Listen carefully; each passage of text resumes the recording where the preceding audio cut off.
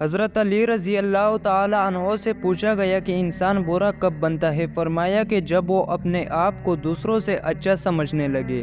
زیادہ علم سیکھنے سے بہتر ہے کہ تھوڑا سا ادب سیکھ لیا جائے۔ اگر کوئی آپ سے کچھ مانگے تو دے دیا کرے، شکر کرے کہ اللہ تعالیٰ نے آپ کو دینے والوں میں رکھا ہے، مانگنے والوں میں نہیں۔ اپنے حصے کا کام کیے بغیر دعا پر بھروسہ کرنا حماقت ہے، اور اپنی محنت پر بھروسہ کر کے دعا سے گریز کرنا تکبر ہے۔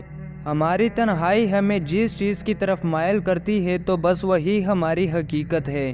اگر ہماری تنہائی اللہ کے لیے ہے تو یہ اس بات کا ثبوت ہے کہ ہم اللہ کو دل سے چاہتے ہیں۔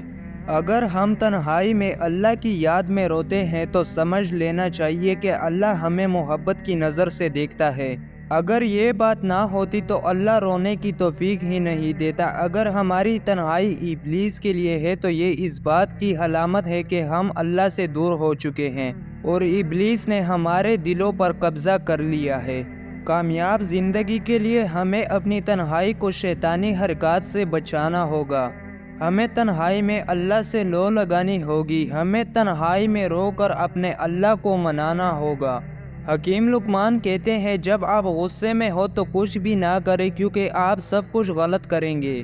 ایک شخص غصے کا بہت تیز تھا۔ ایک عالم نے مشورہ دیا، جب غصہ آئے تو جنگل جا کر درخت میں کیل ٹھوکنا۔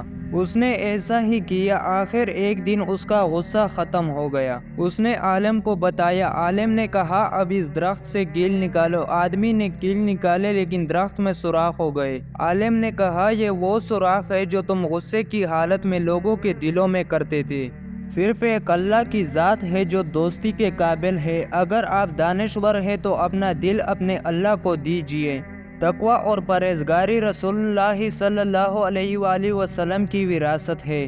تقوی اور پرہیزگاری سے انسان اللہ تک پہنچتا ہے۔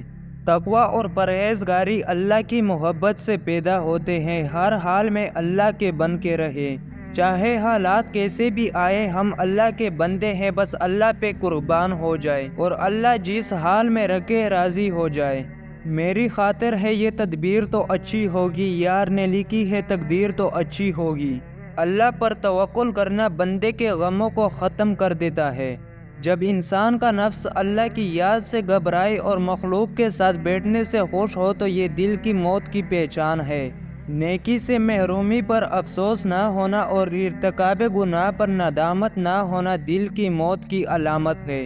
جو اللہ تعالیٰ کے وعدوں پر یقین رکھے گا وہ اپنی آنکھوں سے وعدوں کو پورا ہوتا ہوا دیکھے گا۔ جب تک تیرا غرور اور غصہ باقی ہے خود کو نیک لوگوں میں شمار مت کرو۔ صبر دل ہلا دینے والی مصیبتوں کو آسان بنا دیتا ہے۔ جس نے سکھ میں شکر ادا کیا اس نے دکھ میں رب کو بہت ہی قریب پایا۔ راتیں اگر اللہ سے بات کرتے ہوئے گزارنے لگے تو نیند آنا بھی نعمت ہے۔ اگر تم اللہ کے ہاں اپنی حیثیت جاننا چاہتے ہو تو یہ دیکھو کہ اس نے تمہیں کس کام میں لگایا رکھا ہے۔ 3 چیزیں ایمان کو تباہ کر دیتی ہے۔ نمبر 1 امیروں کی محفل، نمبر 2 عورتوں کی صحبت، نمبر 3 جاہلوں سے بحث۔ انسان کے غرور کی اوقات بس اتنی ہے کہ نہ پہلی بار خود نہا سکتا ہے اور نہ آخری بار۔ خود کو سب سے بہتر سمجھ لینا ایک ایسی بیماری ہے جو انسان کو کسی قابل نہیں چھوڑتی۔ تعلیم دراصل آہستہ آہستہ اپنی جہالت کو جان لینے کا نام ہے۔ کچھ نیکیاں ایسی بھی ہونی چاہیے کہ جن کا اللہ کے سوا کوئی گواہ نہ ہو۔ لوگ دنیا کو حقیقت سمجھ بیٹھے ہیں جبکہ بنانے والے نے بتایا ہے کہ دنیا دھوکہ ہے۔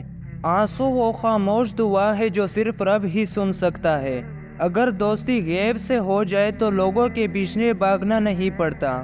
کسی بھی قبیلے کا سردار یہ گوارا نہیں کر سکتا کہ اس کے قبیلے کا کوئی دوسرا سردار ہو۔ کسی بھی عورت کا شوہر یہ گوارا نہیں کر سکتا کہ اس عورت کا کوئی دوسرا شوہر ہو۔ پھر اللہ تعالیٰ کیسے گوارا کر سکتا ہے کہ اس کے بندے کے دل میں اس کے سوا کوئی دوسرا ہو؟